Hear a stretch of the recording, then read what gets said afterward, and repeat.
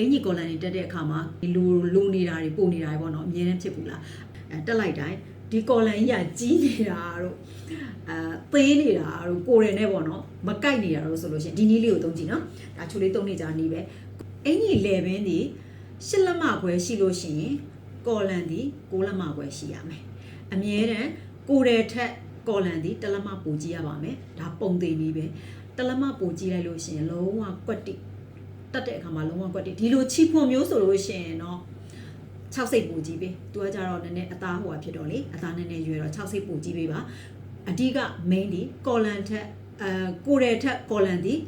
တလမပူကြည့်ဒါမှမဟုတ်လို့ရှိရင်ချီဖွန်လို့ပါလို့ဆိုရင်6စိတ်ပူကြည့်အဲဒါဆိုလုံးဝကွက်တိဖြစ်လိမ့်မယ်နော်ကိုကလေဘင်းတိုင်းလိုက်ပြီမလားလေဘင်းမှာထားပါတော့လေဘင်းက8ခွဲဆိုလို့ရှိရင်တပြင်းခြီသားတို့ဘာလို့နဲ့ချုပ်မယ်ဆိုလို့ရှိရင်6ခွဲယူရမယ်ကော်လန်ကို6ခွဲယူရမယ်ခြီဖွန်ဆိုလို့ရှိရင်เนาะ6စိတ်ပူကြည့်ပေးเนาะလေဘင်းထက်6စိတ်ပူကြည့်ပေးဒီနီးလေးကိုသုံးကြည့်ဒီနီးလေးကသူလေးသုံးနေကြနီးဖြစ်တဲ့အတွက်ကြောင့်မလို့ stick တွေပဲလာကော်လန်ပဲလာဒီလိုရှက်ကော်လန်တွေပဲလာ